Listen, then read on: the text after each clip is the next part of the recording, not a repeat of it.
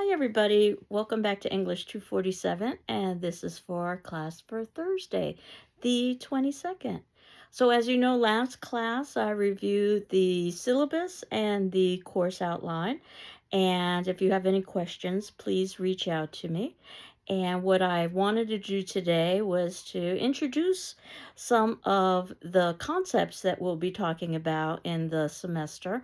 But I understand that you may not necessarily have had a chance to read what I had very hopefully assigned for today, and that's fine because you can read it after the fact. And what I also wanted to do was to talk a little bit about the section on the syllabus that I did not have a chance to discuss, and that's the plagiarism section, which is basically using somebody else's language or ideas without acknowledging the source. And the consequences can be pretty significant in that you could fail an assignment or you could even be expelled from a college with a notation indicating that you plagiarized. And I used to tell a couple of stories about plagiarism to encourage folks not to plagiarize. One actually occurred to me early on in my teaching career, pre internet. That's how long I've been teaching. And I was reading a paper that sounded familiar, and it didn't take me long to figure out. I didn't have to go to use one of the online resources that exist to help teachers determine if a piece has been plagiarized. I had to rely on my memory. And basically, it was a passage from the textbook that I had assigned for class, as if I wouldn't notice, and with a few mechanical errors, whether they were deliberate so I wouldn't be suspicious, or whether this person was just a poor plagiarist. I'm not certain. The better story happened around the same time, pre internet. Not to me, but it was in all the academic newspapers. So there is such a thing as an academic newspaper. Basically, there was a middle aged professor, that part's important, reading a set of papers and realizing that something sounded very familiar. And as he began to contemplate, he realized that it wasn't something he had read before. It was something he himself had written when he was an undergraduate decades earlier. It was one of his old papers that somehow, some way ended up in the hands of his student.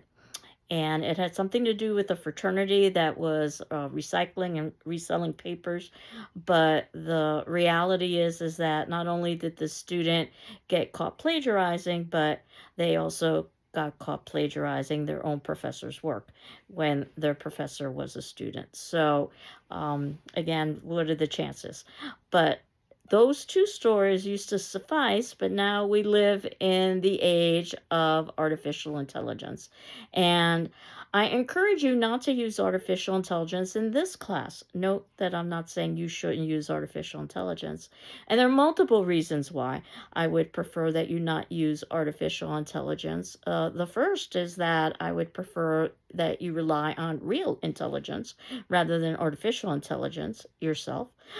Part of the purpose of this class is to be able to not only introduce you to some major authors during the 1800s, but also to prepare you so that you could feel comfortable reading texts on your own, particularly from this time period, and making sense of them. So, that is one of the reasons why I would like you to grapple with the text on your own. You've probably heard that artificial intelligence sometimes does make mistakes. They've even used the term hallucination, where it's made up information. And so certainly you don't want to be on the receiving end of that. And just the ethical concerns of using the internet and not necessarily compensating artists and writers who have worked long and hard to produce their works. Of course, all of these can be scanned on the internet and used by artificial intelligence. If you're a sci-fi fan, there's also the question of what happens when the machines become more intelligent than we are. But you put all of those elements together, and I suggest that artificial intelligence is not necessarily appropriate for every class, and certainly not for this one, especially the way that I've designed it, where you are rewarded in effect for effort. So a quarter of your grade is determined by your class discussion forum responses, which are basically opinion based. You'll remember that your first discussion forum was asking you to introduce yourself to the class. And I guess I'll introduce myself to the class. I was born and raised in New York City. I attended college in upstate New York, University of Rochester, where I majored in English and I minored in psychology. I was absolutely positively certain I was going to be a lawyer, and then I fell in love with literature, specifically Shakespeare. And I realized that I wanted to go to grad school rather than law school. But I wanted to go to grad school in a warm climate because if you know anything about Rochester, New York, it snows a lot. So I found a graduate school in sunny Southern California, UCLA, which is where I did my graduate work, focusing on Shakespeare and his contemporaries. And of course, there are other challenges in California: earthquakes, drought, mudslides, but at least we didn't have nor'easters or epic snowstorms. Eventually, I finished up with my studies and began teaching and realized that I actually missed the change of seasons and wanted to come back home. And my definition of home would have been anything on the East Coast. So I began applying for positions. And there was one in a school I'd never heard of before, a Greenfield Community College. So you know how this story ends. I applied and I was asked out for an interview, and I was delighted to see that the community lived up to its names. It was filled with fields that were green, which was a pleasant surprise from living in drought filled California, where all of our lawns were brown and dead. And we talked a bit about what my transition might be like, leaving such a warm climate to come to Massachusetts. But after all, I had experience with winter, both in New York City. New York City does have a winter, and certainly upstate New York and Rochester, New York has a winter. So I should be just fine, I was told by my interview committee. And furthermore, and I remember what they said exactly, the winters here in Massachusetts are not that bad, is what they said.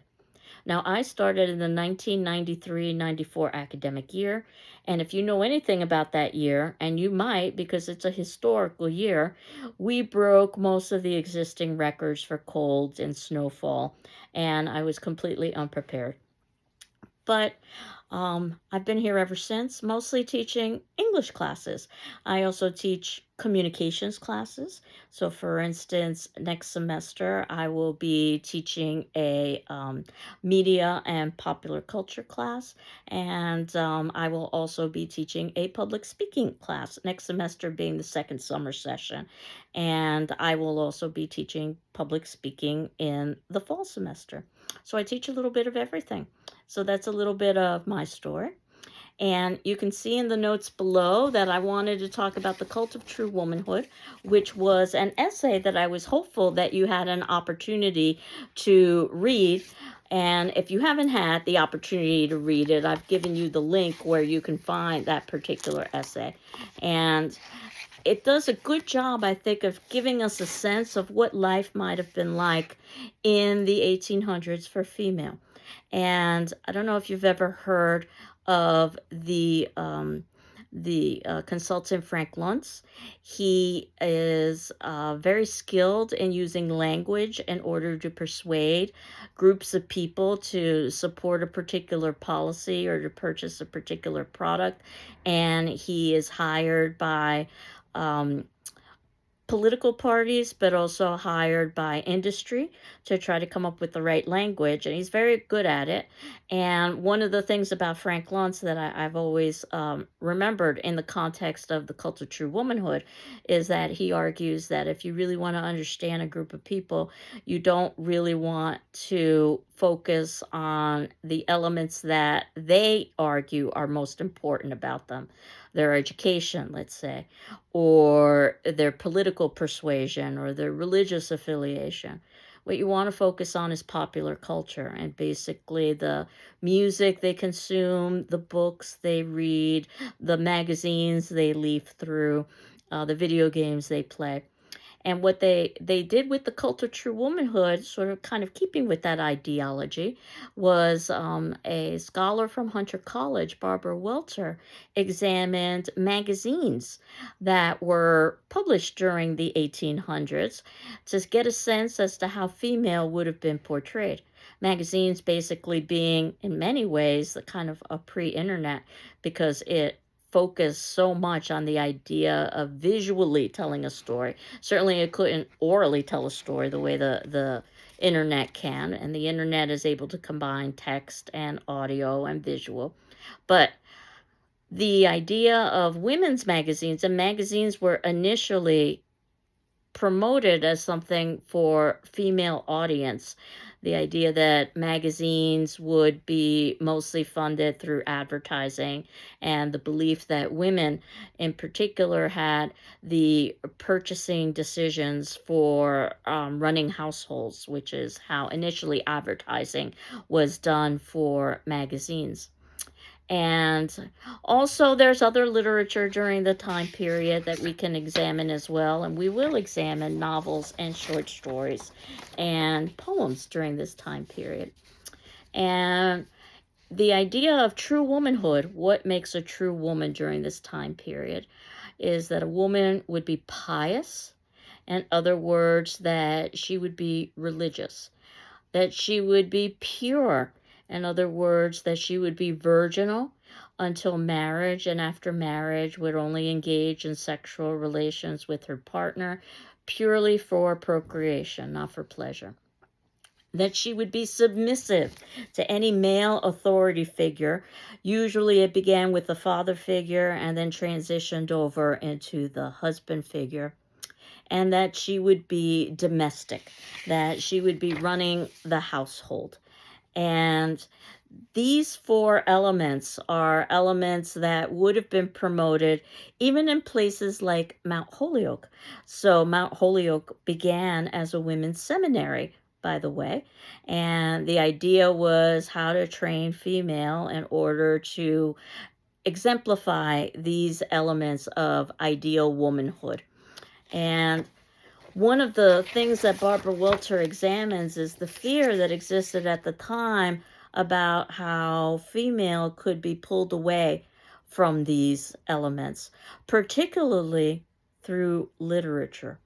And literature has always been literature has always been subversive. It's one of the reasons why banned books exist, is because they oftentimes serve as threats to the status quo or to those in power. And certainly, there's no difference with some of the texts that we are going to be reading over the course of this semester. Frankenstein is our first major text, and it's interesting, written by a female. And if you have read the story, which is quite different from the film, by the way, you will see that ultimately a Frankenstein is a very male-centric text until we actually dig beneath the surface. And then I think you will see, as we will discuss, how it's a feminist text in many respects. And certainly as we progress through the other readings, we get more and more obvious statements about female independence and about female subversiveness, ending with the awakening, which was considered so scandalous at the time that Kate Chopin basically was blacklisted from her career, the author of The Awakening. Though today we're going to talk about one of Kate Chopin's short stories, The Story of an Hour, which was also scandalous, but not necessarily as scandalous as The Awakening, which ended her career. So the idea that a woman really didn't have autonomy, independence, certainly no legal rights. She couldn't own property and she couldn't vote. And all of this is perhaps reflective in many of the magazines that were examined for the cult of true womanhood. And that, ironically, a woman could show superiority through submissiveness. And there's a lot of contradiction here. And that ultimately religion helped to promote the idea of submissiveness, to show that female was able to resist her impulses, particularly sexual, and that male wasn't necessarily quite as competent as female in that respect, and that women could save men from themselves, believe it or not, and that this idea of a female being Madonna was in contrast to the idea of female being whore. There was no in between. It was an idea of extremes. The whore was the fallen woman who somehow didn't live up to these virtues. And of course, if you know, most religions put female in a submissive role and use religion as the argument as to why females should be in submissive role.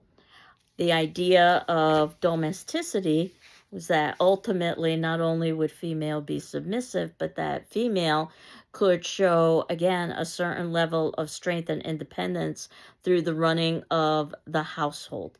And in fact, next class, I'm going to go through some of the ways that female was encouraged to run household that might surprise you, because these were ideas that were held in the 1960s, not in the 1880s, for instance. And that novels in particular could put all kinds of unsavory ideas in a woman's mind. Keep this in mind, particularly when we get to Jane Eyre. In fact, there will be a prologue to Jane Eyre addressing that very fact, that wicked ideas could be put into a female's mind. And the woman's job was to keep the home as a cheerful place, or act as a comforter, a kind of nurse. Again, another way that a woman could exert her power was through nursing and through maintaining the health of the family unit. That would make female useful and accomplished and increase her influence. And in fact, it was thought that women could actually become addicted to novels. That's the language that's actually used in The Cult of True Womanhood. So if you haven't had an opportunity to read it, I very much encourage you to. And note that this is not a piece of literature. This is helping us to establish a foundation for how to understand the literature that we will be reading. And you can see in the notes below that I've put some of the major points from The Cult of True Womanhood, that those 4 attributes and the important quotes in this piece. I just wanted to highlight a couple. I mean, there are multiple important quotes in The Cult of True Womanhood, but one of my favorite quotes is actually towards the ending of The Cult of True Womanhood, that women's magazines and related literature had feared the dislocation of values and the blurring of roles. By careful manipulation and interpretation, they sought to convince women that she had the best of both worlds, power and virtue, and that a stable order of society depended upon her maintaining her traditional place in it. To that end, she was identified with everything that was beauty and holy. Who can find a valiant woman was asked frequently from the pulpit and the editorial pages. There was only one place to look for her, at home. Clearly and confidently, these authorities proclaimed the true woman of the 19th century to be the valiant woman of the Bible, in whom the heart of her husband rejoiced, and whose price was above rubies. So, the new American woman, because there was pushback to this ideology, questions all of these elements. And think about how even something as seemingly innocuous as dress codes could basically confine woman. It's something like a corset, for instance. Not only would it physically bind the female, so much so that actually ribs could be broken with how tight the corset was, but it prevented physical movement. So the bloomer movement, the idea that women could wear trousers, which would allow her much more physical freedom, which could in turn allow her much more emotional and intellectual freedom, or at least that was the concern, was considered rather scandalous during the time period. So, moving forward to thinking about the short story that I had assigned for today, and some of you might be familiar with this piece. It's a story that I assign in my introduction to literature class, The Story of an Hour. It's also a very famous piece in literature as a whole, so you might have read it somewhere else. It's just a page and a half, but I thought I could use it as an example of some of the ways that female authors were pushing back against this ideology of true womanhood. Just the fact that a woman was writing, spending time on her own, and in a creative pursuit was considered to be scandalous. And then, of course, the subject matter, not necessarily supporting the four virtues of womanhood, made the female author even more dangerous in the eyes of the status quo. And the story of an hour is a good example of a piece that does this in just a page and a half. I've oftentimes argued in my literature classes that the shorter the piece, the better written it needs to be. And that's not to say that writing a novel doesn't require time and effort and sacrifice. But if you've got 400 pages, perhaps not every page has to be brilliant. But if you've got just 4 paragraphs, then I would suggest every paragraph has to be brilliant. So I always argue that short stories, by their very nature being short, really need to achieve a level of perfection that perhaps a novel doesn't necessarily have to achieve. And definitely, I think you will see this in Kate Chopin's The Story of an Hour, which truly is the story of what takes place over an hour, a life-changing hour, though of course one's life can change over a minute. And I had given you a link for this, as well as indicating that if you wanted to purchase some of Kate Chopin's works, you can usually find The Awakening and The Story of an Hour included with her works, because both of them are so seminal for Kate Chopin's body of writing. We're told at the very beginning of The Story of an Hour, and note that I'm going out of chronology here. I tried to put most of our texts in chronological order, but this piece is from the late 1800s, and we're going to backtrack when we go to Frankenstein. But again, I'm using The Story of an Hour as an example of how to go about reading literature. And we're initially introduced to our main character, Mrs. Mallard. And it's important that she is not given a first name initially, because a first name would basically remove all of her individuality, or a first name would offer her individuality. So by not giving her that first name, it removes all of her individuality.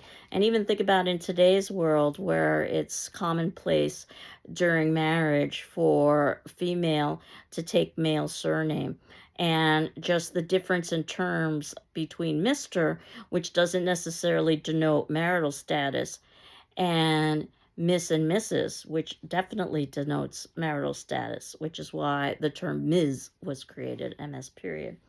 So we're told about Mrs. Mallard, and again, during this time period, a wife would be seen as property of her husband. She was afflicted with heart trouble, and I love that term. We're not told about heart disease until the ending of the piece. Heart trouble suggests something much grander than some sort of physical ailment. The idea that her heart is troubled, that she is experiencing emotional distress. And great care was taken to tell her as gently as possible about the news of her husband's death. And it was her sister Josephine. Notice Josephine is given a first name. One suspects that Josephine is single. And who told Mrs. Mallard in broken sentences and veiled hints and half concealing. And that it turns out that Brentley Mallard was involved in a train accident. And we're told that Mrs. Mallard didn't hear the story as many women would have heard the same, with a paralyzed inability to accept its significance. She wept at once, with sudden wild abandonment in her sister's arms. When the storm of grief had spent itself, she went away to her room alone. She'd have no one follow her. And even that would be considered unusual during the time period. The fact that she's going off by herself, usually women spent time being accompanied by others, usually male authority figures. There stood, facing the open window, a comfortable, roomy armchair. Into this she sank, pressed down by a physical exhaustion that haunted her body and seemed to reach into her soul. I can tell you that Kate Chopin uses a lot of imagery, and much of the imagery is associated with freedom and expansiveness. Windows are usually associated with freedom and expansiveness, especially because this is an open window. The window was basically the way a woman could see into the outside world, where the home could oftentimes be thought of as a kind of prison.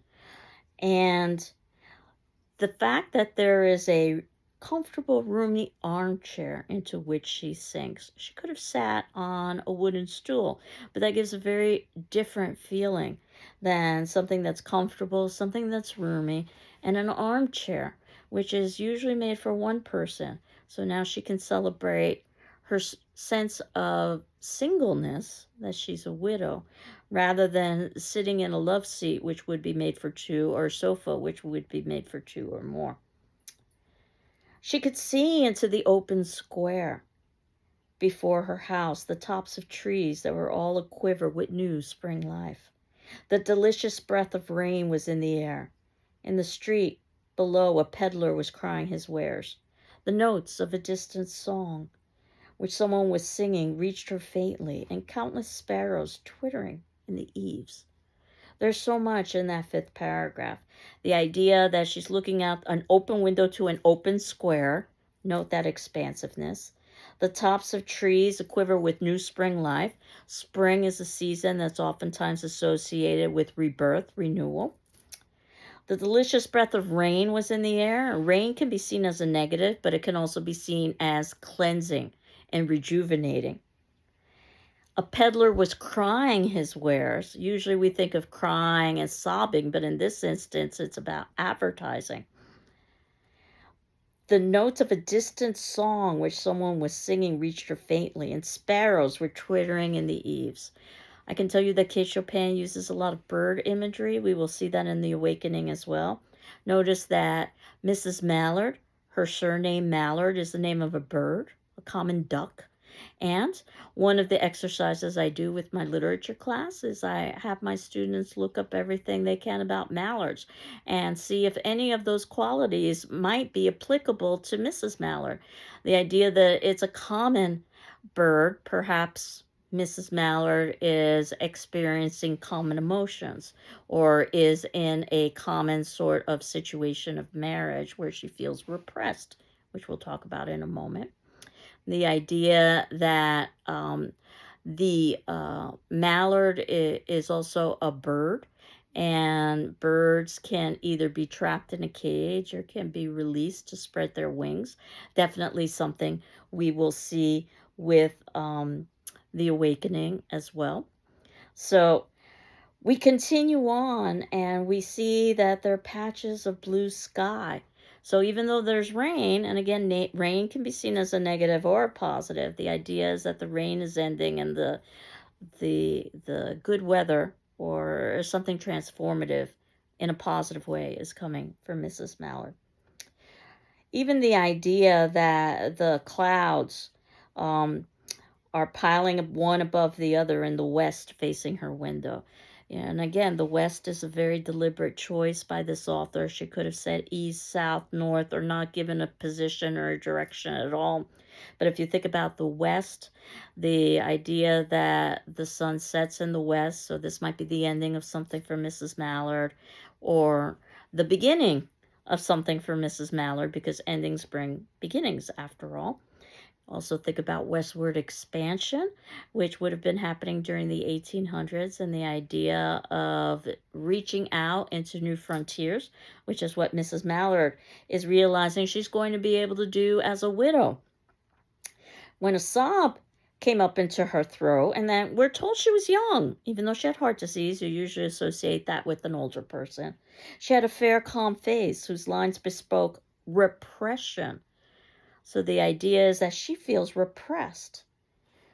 There was something coming to her, and she was waiting for it fearfully. The it is what's making her feel repressed, or making her feel the possibility of no longer feeling repressed. What was it? She didn't know. It was too subtle and elusive to name, but she felt it creeping out of the sky, reaching towards her. This is not something that she wants. Creeping has a lot of negative associations with it. And now her bosom rose and fell tumultuously. And I could tell you that if this were a romance novel, this would probably be the beginning of some sort of an erotic scene, but it's the exact opposite. Unless we want to think about all of the possibilities that Mrs. Mallard might now have as a widow to be able to explore her sexuality. And she's striving to beat this thing back with her will, and then she says under her breath, free, free, free. So may I suggest that Mrs. Mallard feels, well, free. And her pulses beat fast, the coursing blood warmed and relaxed every inch of her body. She did not stop to ask if it were or were not a monstrous joy that held her. A clear and exalted perception enabled her to dismiss the suggestion as trivial. In other words, there's no morality that's being placed on her reaction. She knew she'd weep again when she saw the kind, tender hands folded in death. So she's referring to Brentley as kind and tender. So it isn't as if he was abusive in any way towards her. In fact, she says he had a face that never looked save with love upon her. But she saw beyond that bitter moment a long procession of years to come that belonged to her, absolutely. And she opened and spread her arms out to them in welcome, almost like spreading her wings, again, if we wanted to use the bird imagery. There would be no one to live for her during those coming years. She would live for herself. Perhaps that's one of the most important lines here. And another incredibly important line, there would be no powerful will bending hers in that blind persistence with which men and women believe they have a right to impose a private will upon a fellow creature. And I love this line because prior to this point, we've been talking about gender and the repressive role of marriage for female. But this line, there would be no powerful will bending hers in that blind persistence with which men and women believe they have a right to impose a private will upon a fellow creature. The idea here is about the institution of marriage is repressive, not necessarily the idea that male in marriage is repressive. So that opens up the text to all kinds of further interpretations. And she had loved him, it says here, sometimes. And if you've ever loved somebody and had conflicting emotions towards them, you can understand that. Often she had not, and what did it matter? Again, there's no judgment here. Free, body and soul free. And we get her first name finally, Louise, when her sister Josephine says, open the door, let me in. And note that Josephine and Louise both have male roots. Joseph for Josephine, Louis for Louise. Again, the idea about how male is considered central in this society. And we're told that Mrs. Mallard, now Louise, is drinking in the very elixir of life. And she's thinking about spring days and summer days, days that would be her own. The seasons are often used to represent emotional states. The spring, again, being rebirth, and summer being the height of life, fall, the beginning of descent, and winter basically being descent or death. She breathed a quick prayer that life might be long. It was only yesterday she thought with a shudder that life might be long. So one assumes, because of the word repression earlier on, that this is why she feared her life would be long, because she felt repressed in the institution of marriage. Not so much that she felt repressed by Brentley per se. She loved him, albeit sometimes. But Think again about the role of female during this time period, especially within marriage. But it turns out, as she goes down the stairs like a goddess of victory, someone was opening the front door with a latchkey. It was Brentley Mallard. Notice he gets both a first name and a last name, something that we are introduced to at the very beginning of the story as well. That wasn't the way that we were introduced to Mrs. Mallard initially. Again, indicating that Brentley Mallard is given an identity in a way that Mrs. Mallard isn't until it's thought that Mrs. Mallard is a widow. It was Brentley Mallard who entered a little travel stain, composedly carrying his grip sack and umbrella. Love the idea of a grip sack here. The use of that word is something that you hold on to, which is what husbands oftentimes were thought to do and wives in marriage during this time period: to own, to possess, to grip. He'd been far from the scene of the accident. He didn't even know there had been one. He stood amazed at Josephine's piercing cry, at Richard's quick motion to screen him from the view of his wife. But Richard was too late. When the doctors came, they said she died of heart disease, of joy that kills. The doctors, who would be male, completely misunderstand why she died. They assume that it's a physical ailment, heart disease. But joy that kills is ironic. It suggests that she's not overcome with happiness so much as she's overcome with disappointment. The fact that Brentley is there, that although she loved him and she might feel some relief and happiness, she also has lost her independence, which means she's lost the will to live.